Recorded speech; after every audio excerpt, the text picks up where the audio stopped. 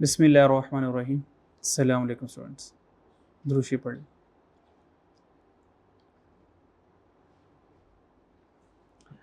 अच्छा जी, लास्ट हम लोगों ने साहिल लिमिटेड वाला सवाल सॉल्व किया था, कुछ तो सॉल्व किया था।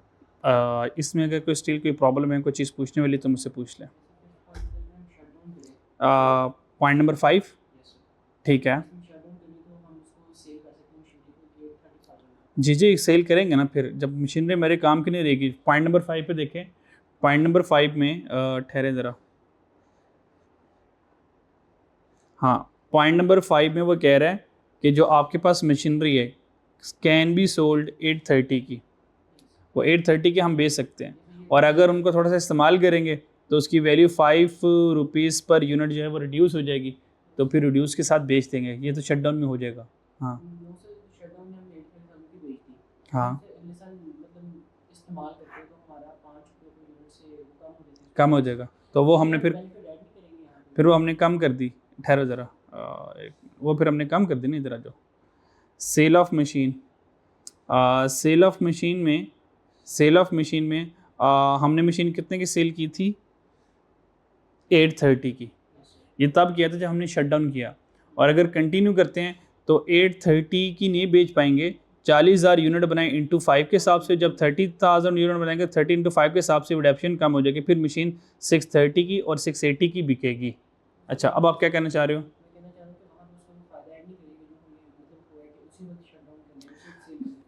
ये हम डिफरेंट अप्रोच से चल रहे हैं।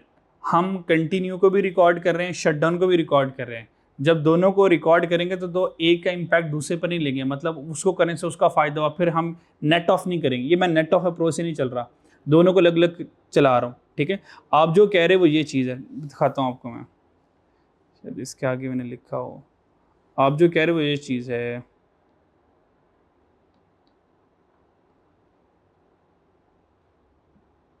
लेक्चर नोट्स में होगा शायद।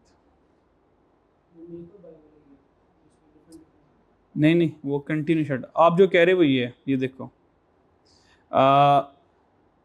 ये वाला हमारे पास दो अप्रोचेज होती हैं इसको सॉल्व करने के। नंबर 1 ये देखें कि अगर फॉर एग्जांपल मिसाल के तौर पर न्यू जॉब की वजह से, यानी कि शटडाउन की वजह से अगर कोई एग्जिस्टिंग एक्सपेंस सेव हो रहा है, ठीक है, यानी कि अब डेप्रिसिएशन नहीं आएगी और हम मशीनें बेच रहे हैं, अगर कोई एग्जिस्टिंग एक्सपेंस सेव हो रहा है तो हमने सेपरेट एज ए इनकम के तौर पर रिकॉर्ड कर लिया।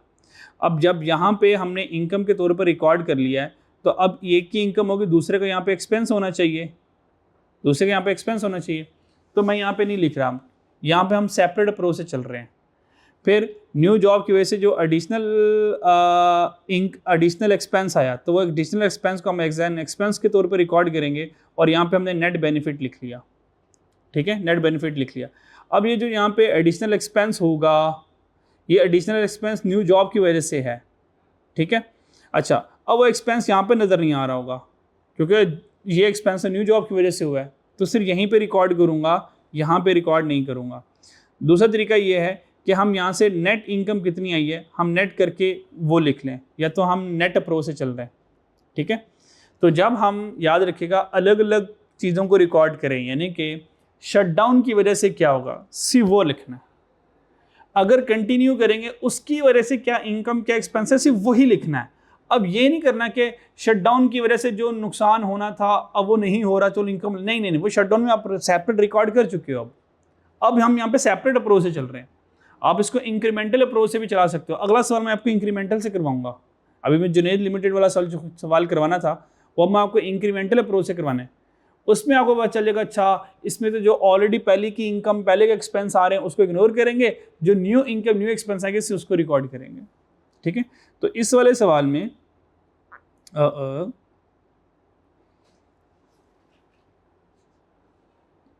यहाँ पे जो हमने लिखना है, किधर गया, ऑटम 22-15 है, हाँ यहाँ पर आ जाए। अब मुझे ये देखें, आइए देखें, अब रेंटल इनकम जो है, रेंटल इनकम देखिए यहाँ पे आ रही है, ये शटडाउन की वजह से रेंटल इनकम आ रही है। अब जब शटडाउन की वजह से रेंटल इनकम आ रही है तो शटडाउन में मैंने रेंटल इनकम को रिकॉर्ड कर लिया। अब उनका इंपैक्ट देखो मैंने यहाँ पे नहीं लिया, बात समझ आ रही है? तो अब ये नहीं कहेंगे अच्छा वहाँ पे इनकम भी बना ली, यहाँ पे 480 का एक्सपेंस भी बना लिया। अगर मैं 480 यहाँ पे एक्सपेंस बना तो ये इससे कैंसिल हो जाएगा, फिर तो डिसीजन नहीं हो पाएगा। ठीक है, तो ये रेलिवेंट कॉस्टिंग प्योर नहीं है। जब प्योर रेलिवेंट कॉस्टिंग का प्रिंसिपल आ जाता है विच what is the relevant cost for this project, तो फिर हम ये करेंगे कि जो एक्सपेंस बच गया, क्योंकि हमारे पास वो सिंगल प्रोजेक्ट चल रहा होगा ना, यहाँ पे डिसीजन मेकिंग चल रही है, सिंगल प्रोजेक्ट नहीं है। एक डिसीजन ये है कंटिन्यू करें, और कंटिन्यू भी करें तो 2 यूनिट्स आगे हमारे सामने, और एक डिसीजन ये कि शट डाउन करें। जबकि रेलिवेंट कॉस्टिंग का असूल क्या होता है, वहां पे एक ही प्रोजेक्ट चल रहा था, उसकी एडिशनल इनकम एडिशनल एक्सपेंस आ रहा होता है, तो वहां पे नेट ऑफ चल सकता है। बात समझ आ रही है?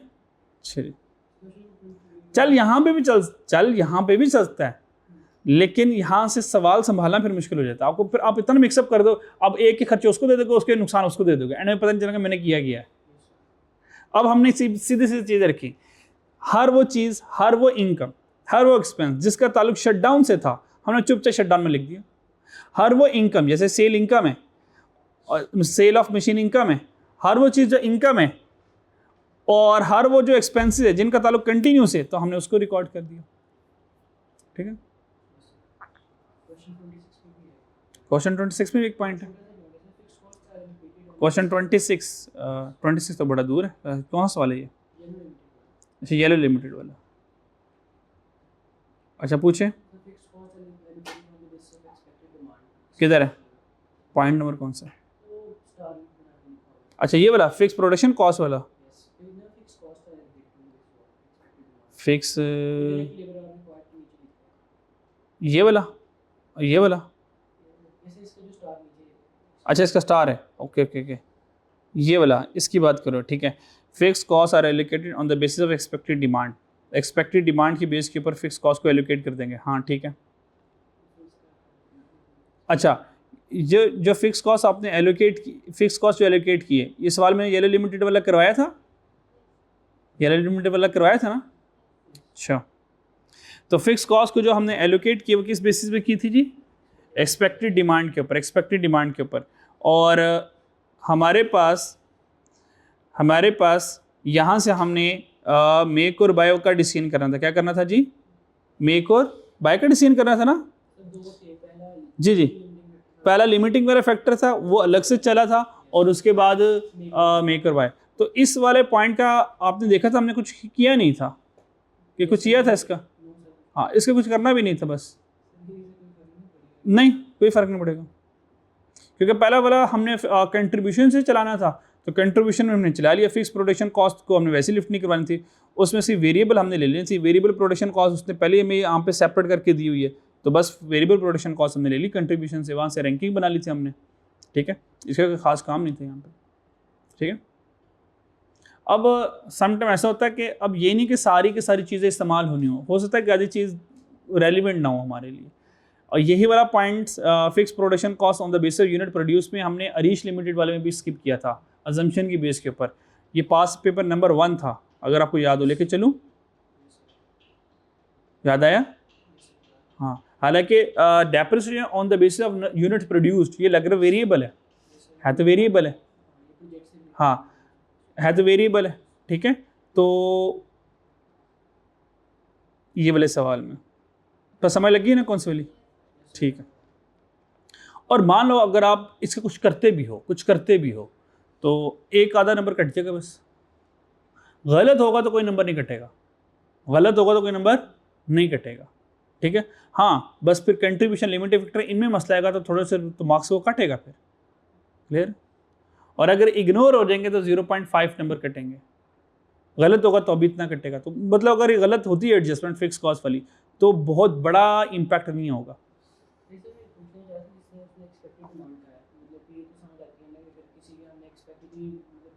उसने कहा कि अगर आप प्रोडक्ट वाइज ये तब दिए, ये तो अपॉर्चमेंट करवा रहे हैं ना, मतलब अगर मुझे प्रोडक्ट वाइज प्रॉफिट कैलकुलेट करना है प्रोडक्ट वाइज, और आपको पता है प्रोडक्ट वाइज प्रॉफिट कैलकुलेट नहीं करते हैं हम, तो टोटल उस प्रोजेक्ट का प्रॉफिट कैलकुलेट करते हैं। ठीक है, जज़ाकल्लाह।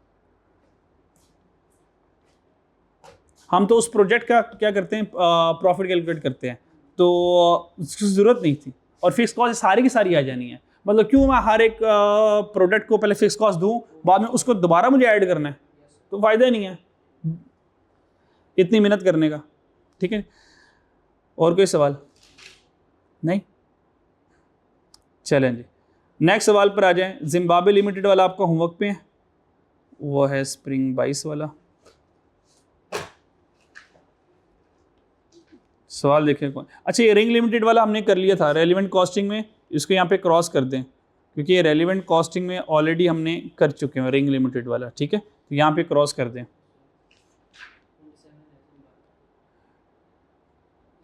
ये येलो लिमिटेड वाला भी करवा दिया था। हाँ, जिम्बाब्वे लिमिटेड वाला सवाल, ये जिम्बाब्वे लिमिटेड वाला सवाल आप लोगों ने करना है। इसमें से आपको एक परेशानी आएगी, एक सिर्फ परेशानी आनी है, वो ऑलरेडी मैं घर बैठ के कल यही सॉल्व कर रहा था। ये वाला पॉइंट सॉल्व आपको परेशान करेगा, पॉइंट नंबर 1, बस ये पॉइंट नंबर 1 आपके ऊपर से गुजरेगा। बात समझ आ रही है? इस पॉइंट नंबर 1 की तस्वीर ले लें, इस पॉइंट नंबर 1 की तस्वीर ले लें। इस टाइम तस्वीर अधूरी है। आप लोगों ने पढ़ा हुआ ये सवाल पढ़ा हुआ है जिम्बाब्वे लिमिटेड वाला? नहीं पढ़ा हुआ? अच्छा, सवाल पढ़ा नहीं हुआ। ये सारा सवाल पढ़ लीजिएगा। सारा सवाल पढ़ने के बाद जब आप सेल वाली कैलकुलेशन पर आएंगे तो सेल वाली कैलकुलेशन अभी अधूरी ठहरे 45,000 टोटल थी, उसमें से 37500 का था 25%, नहीं फिर ज़रूरत नहीं पड़नी थी। मल्टीप्लाई है अदर से 1900। यहाँ से ना एक आंसर आएगा, वो आंसर कैलकुलेट कर लीजिएगा क्या है। वो आपके पास न्यूज़, ये ओल्ड सेल है, ये है ओल्ड सेल, और ये है न्यू सेल, और ये है हमारे पास न्यू यूनिट्स सोल्ड। डन। चलो यहाँ से एक आंसर आएगा, वो आंसर अभी कैलकुलेट कर लें तो कर लें, बल्कि मुझे बता दें क्या आता है इसका आंसर। ये सारी कहानी समझ लीजिएगा वहाँ जाके आप। अगर नहीं समझ आएगी तो फिर मैं कल से सवाल खुद करवा दूंगा। प्रॉब्लम इसमें यही आती है, एक बार पढ़ के सॉल्व करके आएगा। ये वाला पॉइंट मैं दोबारा कल एक्सप्लेन कर दूंगा।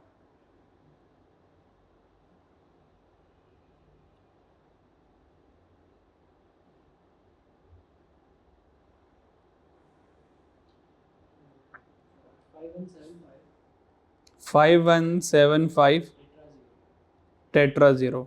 ठीक है, ये आपकी न्यू सेल हो जाएगी, ये आप एज अ सेल के तौर पे रिकॉर्ड करेंगे। इसकी तस्वीर ले लिया? ठीक है, बाकी आप लोग इंशाल्लाह संभाल लोगे। ठीक है, आ जाए नेक्स्ट।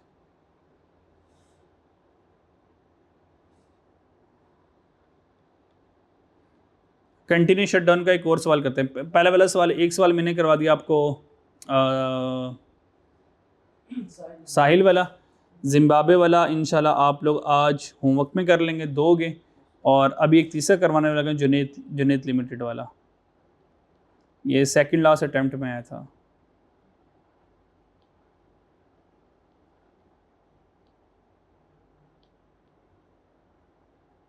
फिर लास्ट में फर्दर प्रोसेसिंग रह जाएगा इंशाल्लाह, फिर वो सॉल्व करेंगे।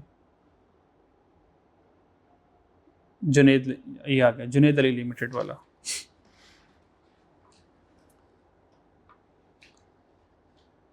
जुनेद अली लिमिटेड वाला कंटिन्यू और शटडाउन, और इस फर्दर प्रोसेसिंग लिखा हुआ इसमें शायद मैंने। ठीक है, तो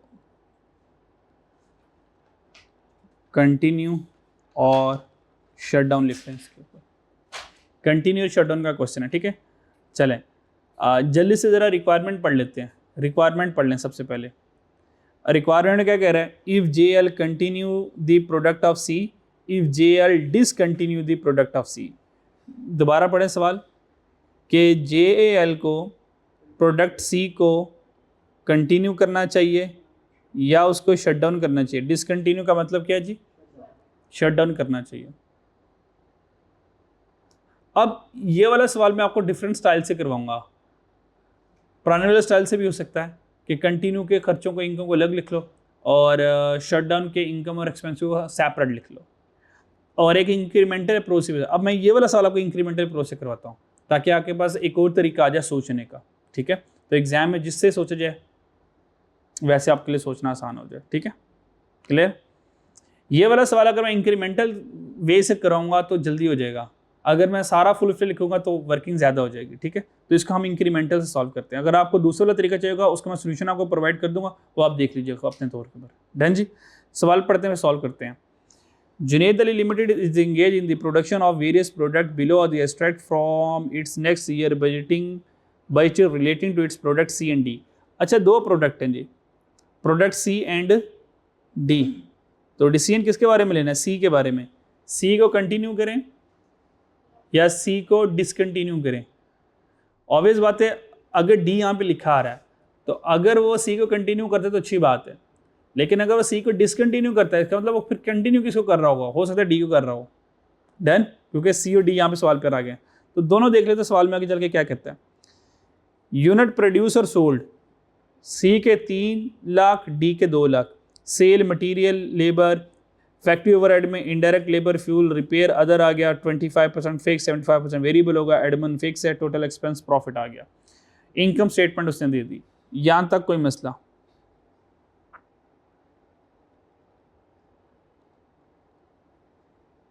ये उसने हमें इनकम स्टेटमेंट बनाकर दे दी। चलें आगे चलते हैं। After preparing the budget the price of raw material used in C. अब यहाँ से कहानी स्टार्ट हो जाएगी। Raw material used in C increase unexpectedly by 60%। क्या इंक्रीज हो गया जी? रॉ मटेरियल की प्राइस। तो प्राइस को 60% बढ़ा दूंगा।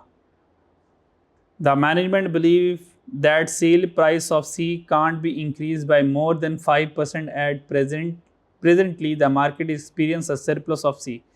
कहता मार्केटिंग वालों ने कहा कि ना सी की प्राइस जो है वो 5% से ज़्यादा इंक्रीज नहीं कर सकते। हालांकि बजट में कितना आ रहा है? 60%। तो हम 5 से ऊपर नहीं जा सकते क्योंकि सी ऑलरेडी मार्केट में सरप्लस में पड़ा हुआ है। सप्लाई ज़्यादा तो प्राइस कम होती है। Therefore the management considered to stop the production of C। Management ने कहा सी जो है स्टॉप कर देते हैं क्योंकि 5% प्राइस बढ़ाकर तो हम लॉस पे जाएंगे। अबाउट फॉर 1 ईयर, 1 साल के लिए सी को रोक देते हैं। आफ्टर विच द प्रोडक्शन में resume as the competition expected to subside and price increase would become possible. Competition कम होगा, प्राइस बढ़ा सकते होंगे, फिर हम दोबारा सी को मार्केट में ले आएंगे। अभी के लिए सी को मार्केट से गायब कर देते हैं। The following information is available for making the decision. अब ये फैसला करने के लिए हमारे पास कुछ पॉइंट्स आ गए। Number 1, C is also use internally for the production of D. अब वो कह रहा है जो सी है वो हम क्या करते हैं, उसको यूज करते हैं, सी से डी बनाते हैं। C is also use internally for the production of D. कहता सी ना बनाओ कोई मसला नहीं। सी पहले हम सी बनाते थे फिर मार्केट में बेचते थे। हमने कहा अब सी बनाकर मार्केट में नहीं बेचते, सी से डी बनाते हैं। 1 unit of C is consumed in producing 5 unit of D। इसका मतलब क्या है कि अगर C होगा तो 5 D के यूनिट्स बन जाएंगे। An alternative material available ₹4500 per unit can be used in place of C। कहता है एक और तरीका है, D बनाने के लिए सी का 1 यूनिट लगाएंगे तो डी के 5 यूनिट बन जाएंगे। अल्टरनेटिवली कहता है इसके अलावा एक और रास्ता है, एक अल्टरनेटिव मेथड है। और अल्टरनेटिव मेथड क्या है? अल्टरनेटिव मेथड ये है कि सी को इस्तेमाल ही ना करो। क्या करो? सी को इस्तेमाल ही ना करो डी बनाने के लिए, और डी को बनाने के लिए बाहर से एक मटेरियल ले आओ जो कि 4500 रुपये का मिलेगा। Can be use in place of C. C की जगह आप वो वाला 4500 रुपये का यूनिट इस्तेमाल कर सकते हो। In the budget internal transfer of C for the production of D has been recorded at the normal selling price of C and is included in the unit sold of C. अब यहाँ से जो examiner ये वाली कहानियाँ सुनाते हैं ना, अब ये वाली कहानियाँ सवाल को सिर्फ मुश्किल बनाती हैं। वो ये कह रहे हैं, ये वाले दोबारा पढ़ें, internal transfer of C for the production of D. देखें, जब मुझे डी बनाने के लिए सी चाहिए होगा तो मैं डी बनाने के लिए सी जो है वो इदारे से ही खरीद रहा हूँगा। क्या ख्याल है? ये तो इंटरनल बाइंग हो रही है, अपने आप से सीधे खरीद रहा हूँ ताकि डी बना लूँ। Has been recorded at the normal selling price of C. तो सी जितने का था उतने का ही हमने डी बनाने के लिए दे दिया, and is included in the unit sold of C. और हमने क्या कर दिया, उसको यूनिट सोल्ड के तौर पर रिकॉर्ड कर दिया, हालांकि अपने आप को यूनिट बेचे हैं। तो ये तो एक्सटर्नल सेल तो नहीं, you can say that's a internal cell.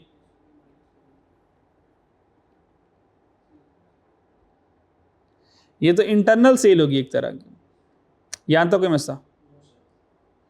Direct labour is paid at ₹250 per hour and each labor work on average 200 hour।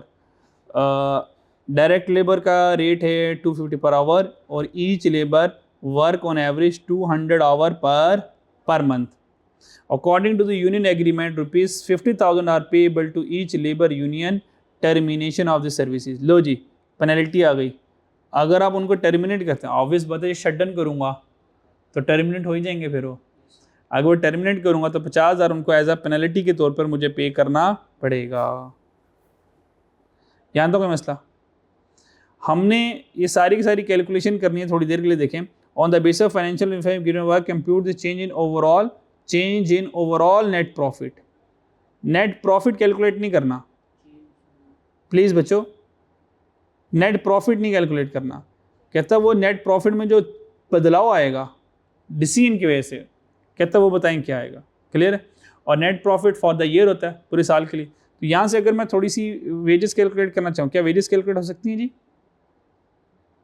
250 multiply by 200 per hour. Each worker पता नहीं कितने हैं, लेकिन वो इतने आवर पर आवर है, तो नंबर ऑफ वर्कर की टेंशन हमें है नहीं है। हर एक लेबर को ये मिल रही है। मल्टीप्लाई बाय पर मंथ है, 12 करेंगे तो ये पूरे साल की उनकी वेजेस आ जाएगी एक लेबर की। और अगर नंबर ऑफ वर्कर देगा तो फिर मैं क्या करूँगा, उससे मल्टीप्लाई करके टोटल वर्कर्स की वेजेस आ जाएंगी। क्या आंसर आता है? 600,000। आगे चलें। 80% of indirect labour represent salaries of labour supervisor. कहता है, हाँ अच्छा 600,000।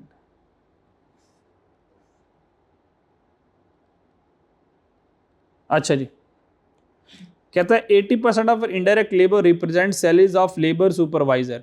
कहता इनडायरेक्ट लेबर में 80% कौन है? लेबर सुपरवाइजर है। 1 labour supervisor is required for every 10 direct labour our. कहता जो 1 सुपरवाइजर है वह 10 डायरेक्ट लेबर आवर के बराबर है। Service of labour supervisor can be terminated upon payment of ₹1 lakh. All remaining indirect labour is fix. इसके अलावा सारी क्या होगी हमारे पास? फिक्स होगी। और service of labour supervisor can be terminated, उनको 1 लाख रुपए देंगे तो उनकी सर्विसेज को हम टर्मिनेट कर सकते हैं। 90% of fuel and power is variable, बाकी ये वेरिएबल आ गया। रिमेनिंग जो है वो हमारे पास फिक्स हो गया। 60% of repairing and maintenance pertain directly to machines.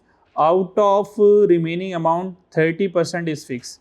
अच्छा 60% जो है वो रिपेयर एंड मेंटेनेंस का, उसमें से 30% फिक्स है और उसका 70% वेरिएबल होगा। Assume that direct labour hour direct supervisor require for one product can't be utilise for another product within the company. कहता है डायरेक्ट लेबर आवर और सुपरवाइजर वो एक प्रोडक्ट के ऊपर काम करेंगे, दो प्रोडक्ट के ऊपर वो काम करने वाले नहीं है। सवाल पढ़ लिया, अब इसको सॉल्व करते हैं। तो क्या हमने बजटेड प्रॉफिट कैलकुलेट करना है? क्या हमने बजटेड प्रॉफिट कैलकुलेट करना है?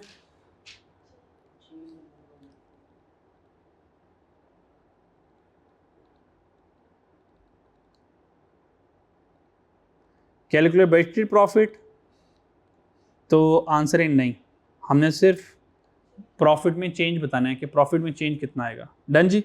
चलें जी, दो हेडिंग्स बना लेते हैं। If JAL continue to produce C&D,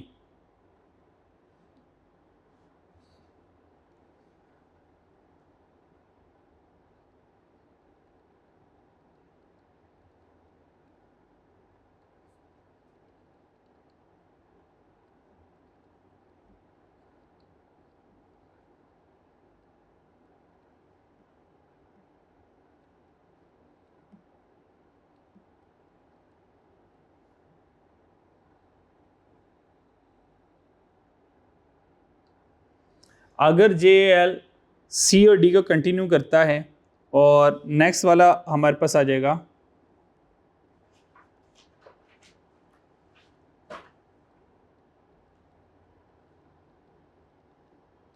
if JAL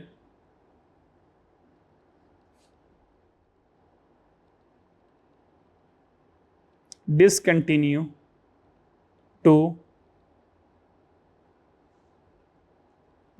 produce C, ठीक है, और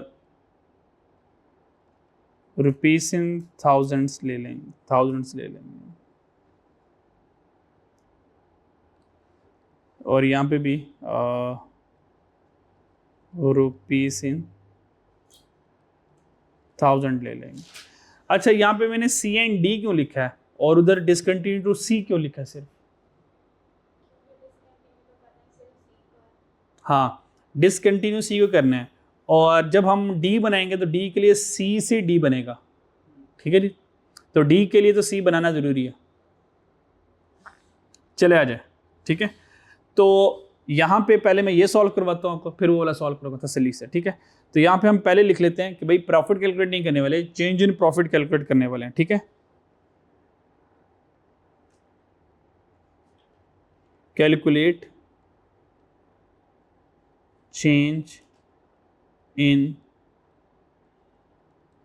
प्रॉफिट। अगर calculate change in profit calculate करने वाले हैं तो यहां से इंक्रीमेंटल अप्रोच से चलने वाला हूं मैं।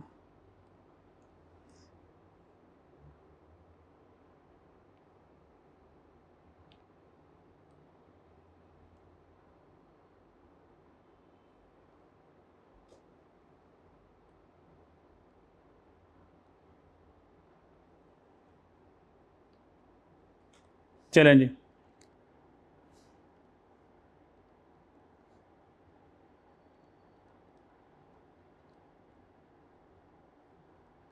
इंक्रीमेंटल। देखो, क्या मुझे प्रॉफिट कैलकुलेट करना है जी? क्या मुझे प्रॉफिट कैलकुलेट करना है? नहीं, मुझे प्रॉफिट में क्या कैलकुलेट करना है? चेंज। तो अगर चेंज जितना आ रहा है बस वही बता दूंगा, काफी नहीं रहेगा कि बजा के सारा कुछ दोबारा लिखूं और फिर दोनों को लिखने में बताऊं ये देखो ये चेंज आया है। तो क्यों ना डायरेक्टली बता दूं यार इतने का इंक्रीज, इतने का डिक्रीज आ रहा है, ये ज्यादा इजी रहेगा। क्लियर, मेरी बात समझ आई? Okay, number 1, if JAL continue to produce C&D, अगर JAL C से D बनाता है तो ऑब्वियस बात है, तो जब मैं D बनाऊंगा तो भी D को बेचूंगा भी, क्या ख्याल है? तो वहां से देखूंगा कोई इंक्रीमेंटल सेल होती हो मेरी, कोई इंक्रीमेंटल सेल होती हो।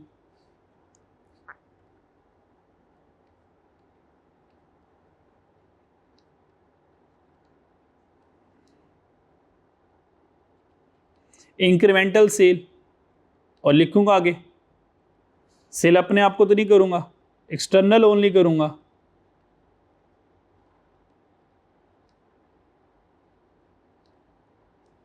एक्सटर्नल ओनली मतलब मार्केट में, यस और नो?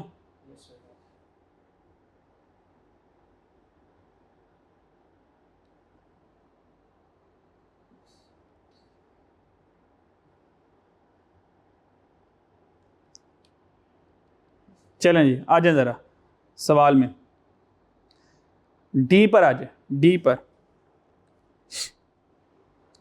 बच्चों, डी के कितने यूनिट्स बनाए? 2 लाख यूनिट्स बनाए, और डी जो है वो 1 लाख का हमने बेचा, ये हमने सेल किया, ठीक है। अब डी को बनाने के लिए हमें सी को यूज़ करना पड़ा। डी को बनाने के लिए हमें सी को यूज़ करना पड़ा। अब वो कितना यूज़ करना पड़ा वो हम यहाँ से देखेंगे। ये वाला 1c is equal to 5 unit of D, 1c is equal to 5 unit of D. यहाँ से हम ये कैलकुलेट करेंगे और फिर ये देखेंगे कि हमने मार्केट में कितना बेचेंगे और एक्चुअली जो डी हम बना रहे हैं वो हम डी बना कितने रहे हैं, यहाँ पे कितने यूनिट सोल्ड हो रहे हैं जी। ये 200,000, ये जो 200,000 यूनिट्स हैं ये हमारे पास यूनिट प्रोड्यूस्ड एंड सोल्ड हो रहे हैं, यानी कि डी के हमने 2 लाख यूनिट बनाकर बेचे हैं और सी के कितने बेचे हमने 300,000 बेचे हैं। इसका मतलब ये जो सी बनाया होगा इसी सी में से कुछ डी भी बना होगा। ठीक, इस सी के अंदर 2 हैं, ये जो यूनिट्स हैं ये 2 हैं, ये कुछ सी में यूज होंगे, कुछ ये डी में इस्तेमाल होंगे, ऐसे है ना, क्लियर? ओके, आ जाओ ज़रा। तो जब मुझे इंक्रीमेंटल सेल कैलकुलेट करनी है तो इंक्रीमेंटल सेल कैलकुलेट करने का फॉर्मूला क्या होता है? How to calculate sale? Breakup में unit sold multiply by selling price per unit, ऐसे होता है जी, ऐसे होता है जी। तो यहाँ से मैं सेल का फॉर्मूला लिख लूँगा। तो सेल कैसे लिखेंगे? यूनिट सोल्ड इंटरनल एक्सटर्नल, बोलो बोलो बोलो ना यार बच्चों, बोलो। हाँ, यूनिट सोल्ड कौन से वाले? एक्सटर्नल वाले, और सेलिंग प्राइस पर यूनिट। ये मुझे 2 चीज़ें चाहिए, ये 2 चीज़ें चाहिए। तो दोनों को वर्किंग से ढूंढ लाते हैं ज़रा। इसके लिए वर्किंग 1 बना लेते हैं और इसके लिए वर्किंग 2 बना लेते हैं। यहाँ तक पहले कोई मसला है तो पहले वो पूछें।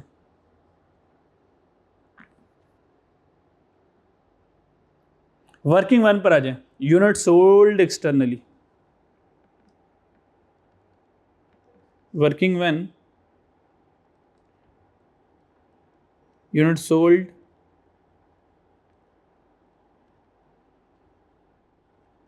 एक्सटर्नली।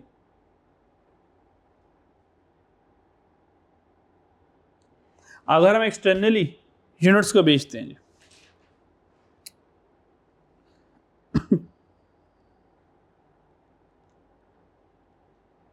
टोटल यूनिट्स सोल्ड जी, कितने थे टोटल यूनिट सोल्ड? 300,000। यस और नो?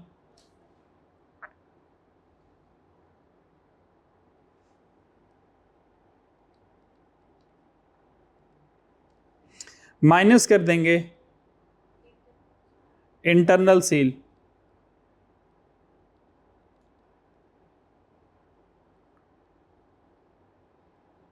Internally sold.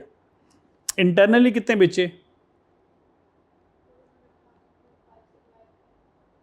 जी, ये जो डी बना है, ये जो डी बना है ये फ्रॉम सी बना है, ये फ्रॉम सी बना है, ऐसी है। और फिर हमें पता है 1 C is equal to 5 D के बराबर था।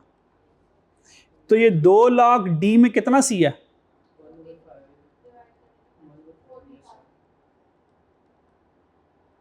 40,000 यूनिट सी यूज्ड। इसका मतलब 40,000 यूनिट सी के इस्तेमाल हुए, फिर ये 2 लाख डी के बने होंगे। तो और ये जो सी है ऑब्वियसली फिर इंटरनली इस्तेमाल हुआ डी के लिए, तो ये तो माइनस कर दूंगा। तो क्या आंसर आया? 40,000। और 40,000 कैसे आया? 2 लाख डिवाइडेड बाय 5। आंसर क्या आया? 260,000। ये 260,000 हो गया।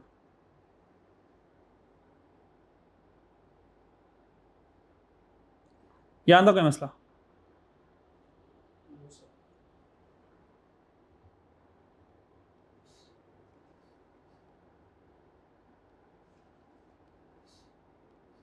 चलो आ जाओ यहाँ पे लिख लेते हैं।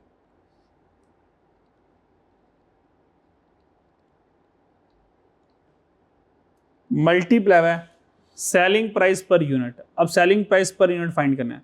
तो ये जो हमारे पास 3 लाख है, तो इसमें से जो डी के लिए कितने इस्तेमाल हो गए थे, 40,000 ऐसे है।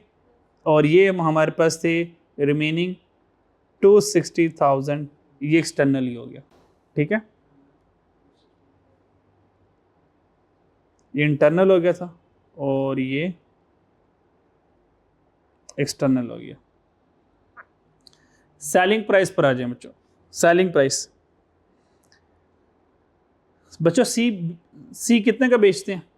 सी बेच कितने का रहे हैं? 1200 का। बच्चों सी कितने का बेच रहे हैं? 1200 का बेच रहे हैं, ऐसी है। ओके, अब देखते हैं नेक्स्ट आगे।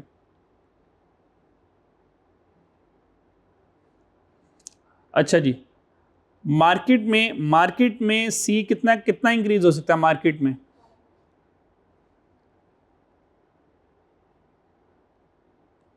मार्केट में 5% क्या होगा, वो सिर्फ इंक्रीज होता है सी, क्योंकि सी के लिए, डी को बनाने के लिए सी भी तो बनाएंगे ना। तो जब सी बनाएंगे तो 5% तो इंक्रीज होगा। तो ये 5% इंक्रीज मेरे प्रॉफिट को बढ़ा देगा। यहां तक कोई मसला? ओके। और 1200 मल्टीप्लाई बाय यूनिट सोल्ड कितने थे? 300,000। दोनों को डिवाइड करूंगा तो पर यूनिट आ जाएगा, और 1.05 से मल्टीप्लाई करूंगा तो वो इतना इंक्रीज आ जाएगा, इंक्रीमेंटल सेलिंग प्राइस आ जाएगी। कोई मसला? ये तो डायरेक्ट वर्किंग के बगैर भी किया जा सकता है। डायरेक्ट वर्किंग के बगैर कर दूं? अच्छा, तो सबसे पहले सेलिंग प्राइस पर यूनिट बनाना है। सेलिंग प्राइस पर यूनिट कैसे बनेगा? Total sale multiply by units sold. Done जी, क्लियर? अच्छा, टोटल सेल कितनी है? 1200 एम में, मल्टीप्लाई बाय एम ही, नीचे भी एम आएगा। अब 3 लाख है तो 3 लाख 0.3 एम होगा। डन हो गया, ये सेलिंग प्राइस पर यूनिट बन गया। अब कितना प्रॉफिट ज़्यादा मिलना है? 5%। तो 1.05 से मल्टीप्लाई करके गेम खत्म हो जाएगी हमारी।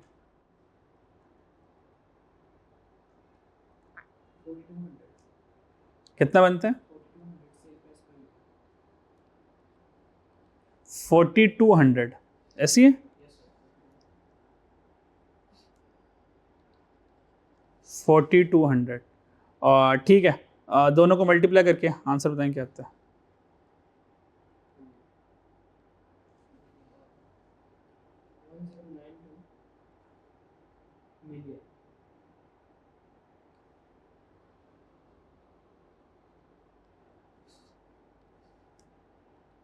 जी दोबारा तो येगा 260 मल्टीप्लाई बाय 4200 करना।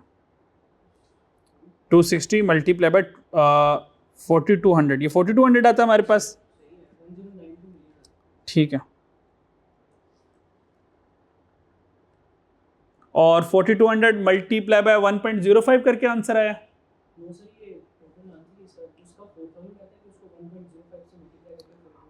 हाँ, अब यहाँ पे एक बात याद रखनी बच्चों, यहाँ पे एक बात याद रखनी है, ये जो 1.05 किया, ये 1.05 नहीं करेंगे। 1.05 का मतलब होता है पुराना वाला और नया वाला दोनों मिल गया, कुमुलेटेड है ये। तो हमने तो सिर्फ इंक्रीमेंटल, यहाँ पे लिखा हुआ इंक्रीमेंटल लेना है, तो इंक्रीमेंटल सिर्फ 5 है। ठीक है, तो यहाँ पे सिर्फ 0.05 आएगा, 1 नहीं आएगा। 1 का मतलब पीछे वाला भी 7 आ रहा है, तो 0.05 आएगा। अब चेक करें कितना आता है।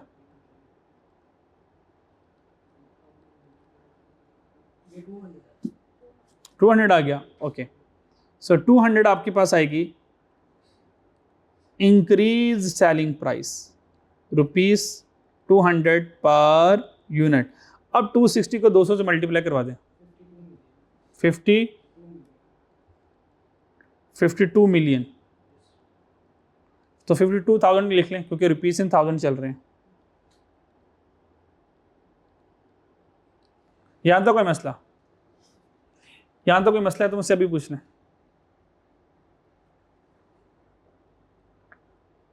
इसके लिए वर्किंग ना बने, ये तो मैं डायरेक्ट ही कर लिया।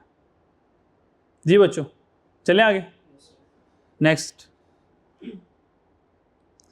बच्चों, ये तो इंक्रीमेंटल हमारे पास सेल आ गई, लेकिन जब हम सी से डी बनाएंगे तो खर्चा तो आएगा ना। हाँ, वो खर्चा कितना आएगा वो चेक कर लेते हैं हमारे पास।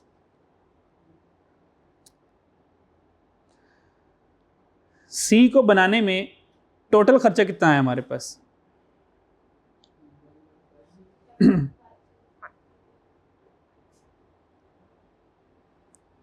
मटेरियल कितना खर्चा आया?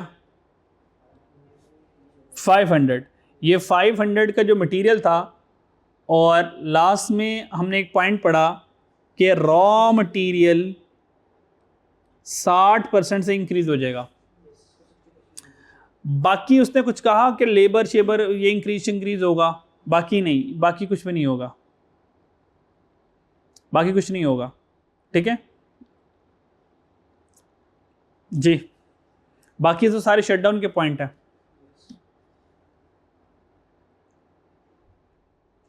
बाकी तो फिक्स और वेरिएबल की बात कर रहा है, उससे कोई इंक्रीज डिक्रीज की बात नहीं, वो बता रहा है कि अच्छा इसमें से फिक्स इतना, वेरिएबल कितना, बाकी तो सिर्फ इंफॉर्मेशन बता रहा है।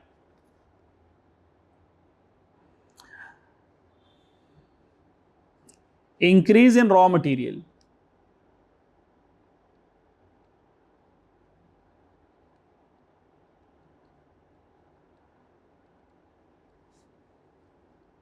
Increase in raw material cost only, से रॉ मटेरियल कॉस्ट इंक्रीज हुई है, अगर वो इंक्रीज हुई है तो इंक्रीमेंटल एक्सपेंस सिर्फ यही आएगा, बाकी तो सारा पुराना वाले चलेगा। अगर पुराना वाला चलेगा तो फिर उसको हम कंसीडर नहीं करेंगे। Raw material increase in raw material cost only, so raw material हमारे पास है कितना था? 500 मिलियन का, और कितना परसेंट इंक्रीज होगा? तो 1.6 नहीं करूंगा, वो तो फिर एक्यूमुलेटेड हो जाएगा, तो सिर्फ 0.6 कर दूंगा। आंसर कितना आया?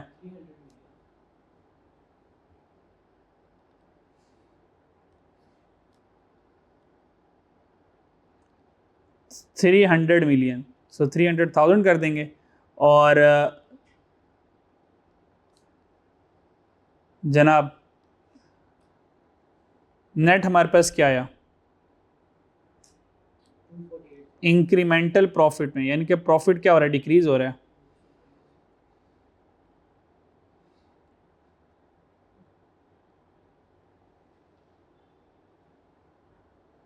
प्रॉफिट क्या हो रहा है हमारा? डिक्रीज। ठीक है, आंसर कितना आया? 248,000 माइनस में, तो ये हमारे पास आएगा डिक्रीज इन प्रॉफिट।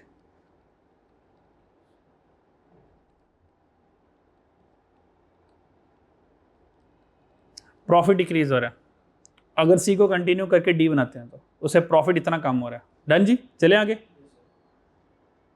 ये वाला आसान काम था, इसमें से हमें दो चीज़ें कैलकुलेट करनी पड़ी। जी, इसके नंबर 3 थे, ये सारा इंक्रीमेंट है। असल कहानी यहाँ पे रहेगी। इफ़ जे एल, अगर हम क्या करते हैं, जे एल को डिसकंटिन्यू करते हैं, क्या करते हैं? डिसकंटिन्यू। अब यहाँ से जो डिसकंटिन्यू करने के जो इनकम होगी वो रिकॉर्ड करेंगे, जो एक्सपेंस होगा वो रिकॉर्ड करेंगे। डन जी। अच्छा, नंबर 1,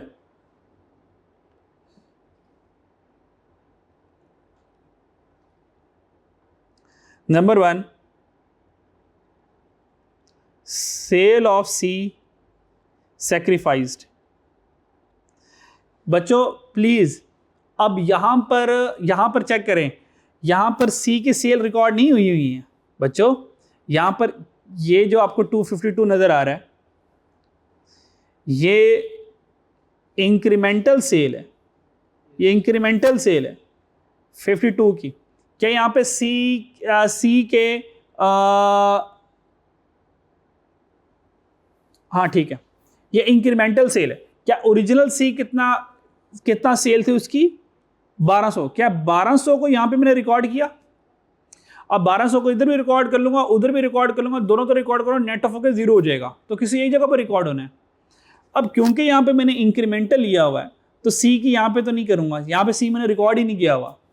जब मैं सी को प्रोड्यूस नहीं करूंगा तो सी से आने वाली सेल जो है वो नहीं आएगी। तो सेल ऑफ सी सेक्रीफाइस होगी। क्या सेल ऑफ सी सेक्रीफाइस होगी? क्या मेरा खर्चा होगा? मेरा खर्चा होगा। अब 1200 यहां पे लिखूंगा, ये इंक्रीमेंटल है, ये इंक्रीमेंटल है। अगर आप कहते हैं, मैं पहले लिख के दिखाता हूं फिर बताऊंगा कि आप क्या कर सकते थे। Sale of C sacrifice. इसके बाद दूसरा सवाल भी दे दूंगा तो आप फिर देख लीजिएगा।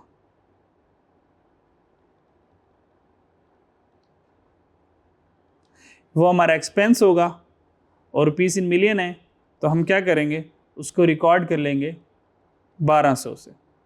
कितना था? 1200 मिलियन था।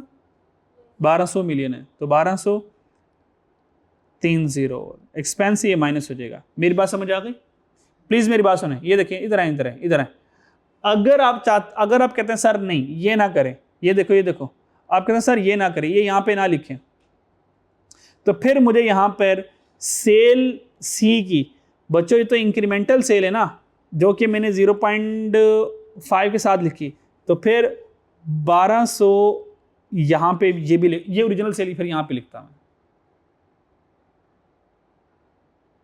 अब ये वो सवाल बन गया कि सी बना रहे हैं, इंटरनल एक्सटर्नल सारी की सारी सेल इधर ही आएगी। सेल कितनी, इतनी, खर्चे कितने होंगे, इतने होंगे। इसका ये वाला 1200 अगर हम इधर लिखेंगे, अगर 1200 मैं इधर लिखूंगा, अब 1200 यहां पे इधर नहीं लिख सकता मैं। ये वाला सॉल्यूशन मैं आपको प्रोवाइड कर दूंगा, एक बार नजरों से गुजार लेना ताकि दिमाग में ये भी कंसेप्ट बैठ जाए कि हम इस तरह भी कर सकते हैं, इस तरह भी कर सकते हैं। अब ये दोनों सही हैं। अगर मैं 1200 इधर लिखता हूं, 1200 इधर नहीं लिखता, अब बात एक ही है।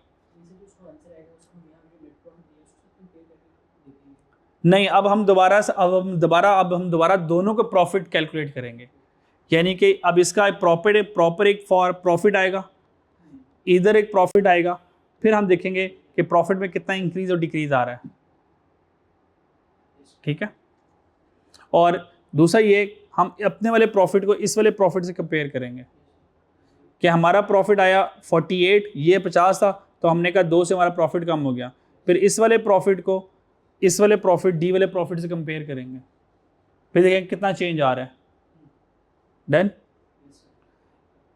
ये है सेपरेट अप्रोच कि भाई जो कंटिन्यू के खर्चे उसको दे दो, उसकी इनकम उसको दे दो। अगर फिर अपनी इनकम अपने खर्चे तो भी 12 लाख, क्योंकि 12 लाख तो सी को कंटिन्यू का है ना, सी कंटिन्यू करूंगा तो सी को सेल भी तो करूंगा, तो 12 लाख भी तो आएंगे और एडिशनल भी तो आएगा।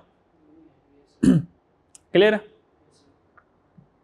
चलो, और अगर इंक्रीमेंटल अप्रोच से चलना है तो फिर इस तरह से करना पड़ेगा आपको।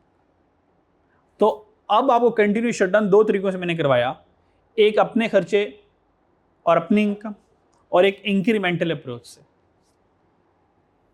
इसलिए करवाया ताकि आपके पास चले एक और आइडिया आ जाए आपके माइंड में, कैसे यार इस तरह भी हम सोच सकते हैं।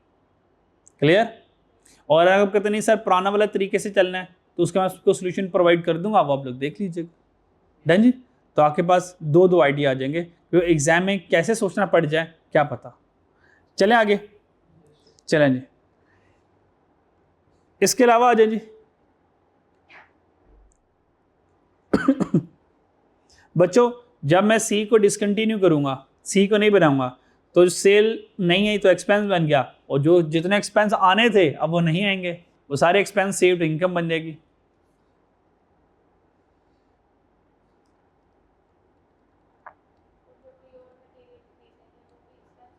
हाँ, क्योंकि शट डाउन करें ना, तो शट डाउन में तो डिसकंटिन्यू में तो कुछ क्या खरीदेंगे, कुछ भी नहीं खरीदेंगे, आप तो बेचना है, मतलब घर खाली करके जा रहे हैं ना।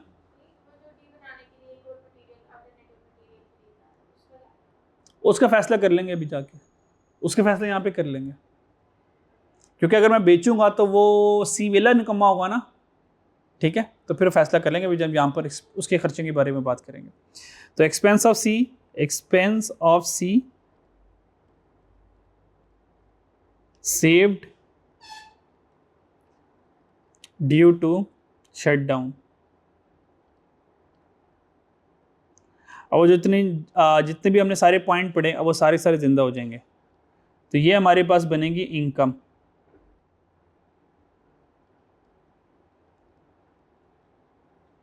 ये हमारी इनकम बन जाएगी। चलें आ जाए ज़रा,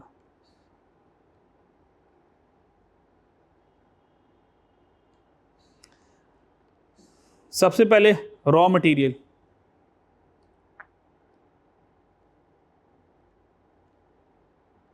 raw material of C used in D saved. वो रॉ मटेरियल जो सी वाला डी में इस्तेमाल हो गया, अब जब सी डिसकंटिन्यू हो गया, सी बना ही नहीं रहे, तो वो सेव हो जाएगा हमारे पास। ठीक है, बात समझ आ रही है? यहाँ पे लिख लें, अगर ये बात समझ नहीं, सी नहीं बन रहा तो डी भी नहीं बनेगा। सी नहीं बन रहा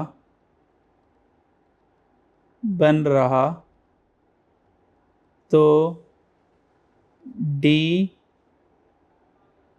भी नहीं बनेगा। अब यहाँ से आपका वाला पॉइंट जिंदा हो गया जो आपने मुझसे पूछेगा। अब जब सी नहीं बनेगा डी तो नहीं बनेगा, आप कहेंगे सर वो एक्सटर्नल ले लेना फिर, है ना, वो एक्सपेंस बन जाएगा आपके।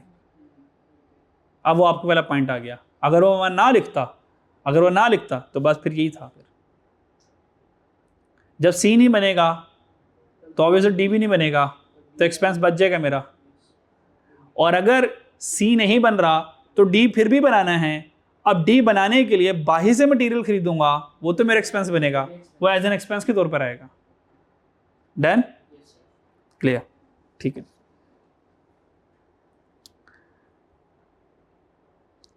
कितना जी ढूंढ कर लेकर आए? 40,000 यूनिट इस्तेमाल हुए थे। ये 40,000 यूनिट ऐसी, और रॉ मटेरियल है जी। और एक यूनिट कितने का पड़ा हमें? 400। ये 400 का लिखा हुआ है, ये 400। क्या ख्याल है?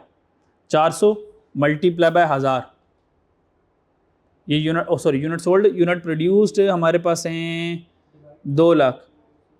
अच्छा जी, ये जो मटेरियल आया ना 4 लाख का, ये सी का आया सारे सर। ये सारा किसका आया? सी का आया।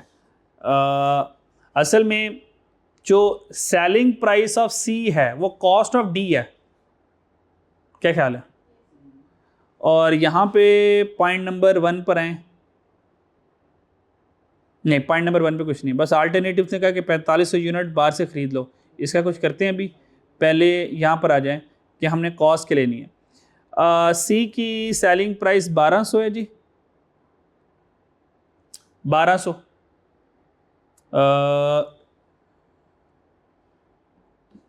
यहाँ पे लिखें ज़रा, सेलिंग प्राइस क्या है सी की? Selling price per unit C की,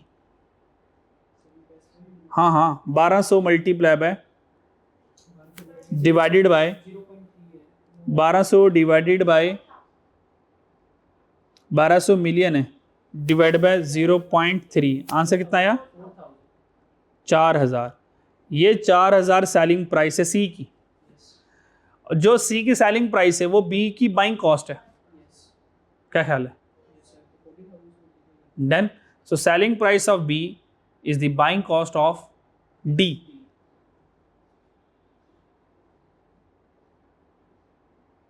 तो रॉ मटेरियल यूनिट्स कितने हैं?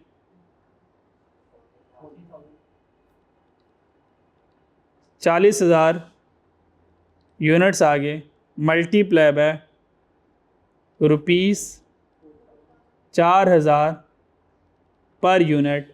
और ये कैसे आया? ये कैसे आया?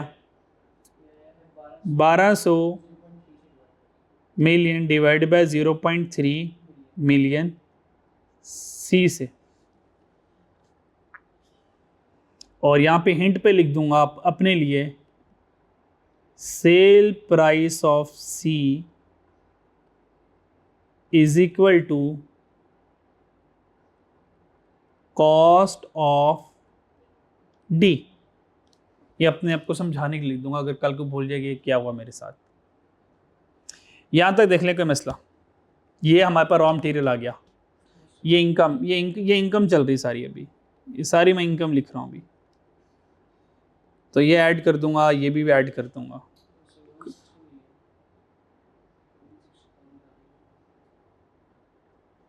ओह सॉरी सॉरी सॉरी सॉरी,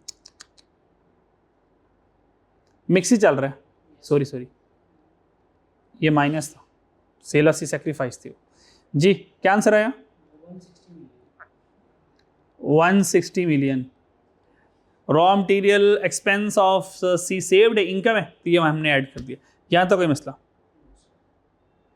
कोई मसला? ठीक है,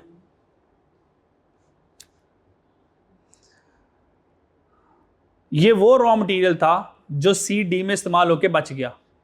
सी अपना भी तो बचा होगा, जो ओरिजिनल सी होगा वो भी तो बचा होगा।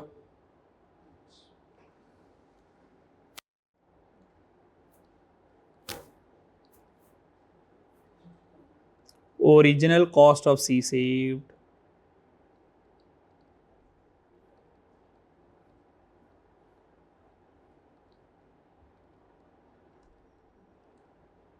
जी वो कितनी है?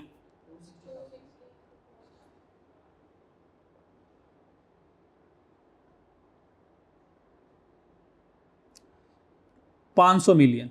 ये 500 मिलियन है जो ओरिजिनल सीज बच गया होगा। यस और नो, है ना? यस और no? 500।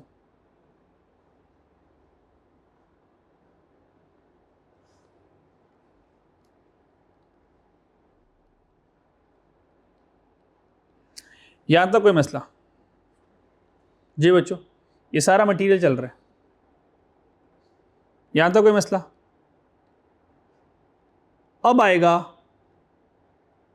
Alternate material used to produce D, वो तो एक्सपेंस होगा ना?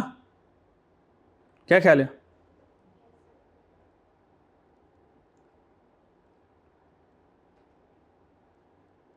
alternate material used to produce D।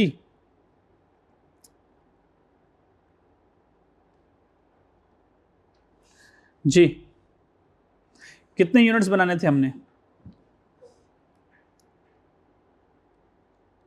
40,000 unit, ये 40,000 यूनिट्स बनाने थे। मल्टीप्लाई बाय बाहर से उसने कितने कहा था? 4500 का मिलेगा। ये लिखा हुआ है कि बाहर से अगर सी नहीं तो अल्टरनेट 4500 यूज कर लो, तो 4500 उधर आ जाएगा। डन।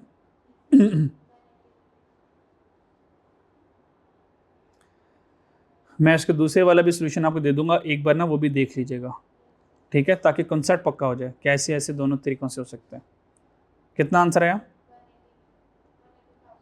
180,000। और ये मेरे पास एक्सपेंस है, तो ये हमारे पास हो जाएगा माइनस, ये हो रहा है प्लस, ये हो रहा है प्लस। क्लियर हो गया? यहाँ तक कोई मसला? अब वहाँ पर लेबर वाली रहेगी और एफ चली रहेगी, ठीक है। बाकी इंशाल्लाह ताला सवाल कल कंप्लीट करते हैं, अभी टाइम ज़रा अप हो गया, ठीक है। ठीक है, इसको ज़रा यहाँ पर यहाँ से इंशाल्लाह ताला नेक्स्ट वाली क्लास में इंशाल्लाह हम कंटिन्यू करेंगे, ठीक है। जिम्बाब्वे लिमिटेड वाला बच्चों लाजमी करके आइएगा, ठीक है।